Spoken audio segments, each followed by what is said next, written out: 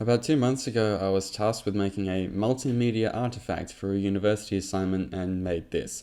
I don't know what a multimedia artifact is either, but I decided to make a short history on Bunkerland, one of the top 5 most based countries to ever exist. I thought it might be worth uploading here, so here it is. Have fun. Albania is a small country in the Balkans that borders Greece, the Mediterranean Sea, and what used to be Yugoslavia.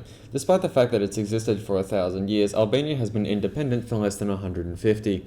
People have been living in the Balkans for a very long time, and throughout early history, Albania was ruled by either the Greeks, Romans, Italians, and Turks, all of whom dismissed the area as nothing more than a small principality within a much larger empire. This is because Albania wasn't really a country at this point, just some clans and tribes living in the mountains and screaming at anyone who got too close. For legal reasons, that's a joke. 750 years ago, this changed when the First Kingdom of Albania was founded. By a guy from France. That got conquered by the Ottomans, but in 1444 a guy named Skanderbeg led a 25-year-long anti-Ottoman revolt in Albania and founded the first independent Albanian state that was led by an actual Albanian, the League of Lesja. Even after Skanderbeg died of malaria in 1468, the revolt continued until 1479, when the Ottomans finally won the Fourth Siege of Skroda, where a force of merely 1,500 Albanians resisted 350,000 Ottoman troops for almost a year. After this, Albania returned to a period of not existing until the Ottoman Empire became the sick man of Europe and began to decline, allowing for Albania to declare independence in 1912. I want to be independent.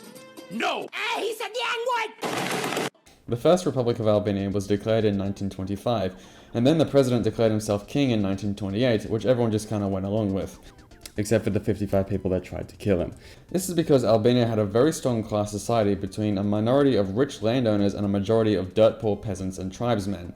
Since the landowners also ran the government, they didn't really care who was in charge as long as they kept their land. This also extended to when the country was annexed by Italy in 1939 and then taken over by the Nazis in 1943 once Italy capitulated, where much of the old government, again, still run by landlords, collaborated with the Axis in the new Kingdom of Greater Albania.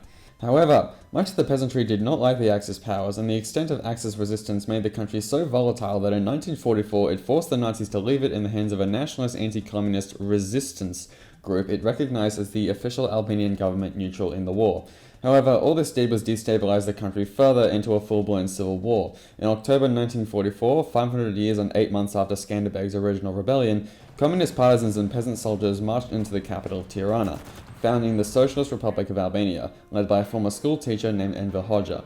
Hoxha's government implemented many widespread social and economic reforms, like mass industrialization, collectivization, and urbanization, the abolition of poverty in the country, and a significantly higher standard of living than under the king, as well as the abolition of taxes, mandatory gun ownership, and state-sanctioned feminism to oppose the country's widespread problem with misogyny, on top of overloading the economy with the construction of 176,000 bunkers.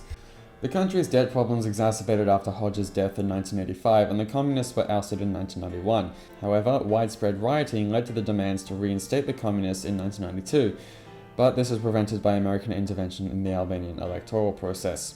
Today, Albania is a parliamentary democracy and a candidate for membership in the European Union.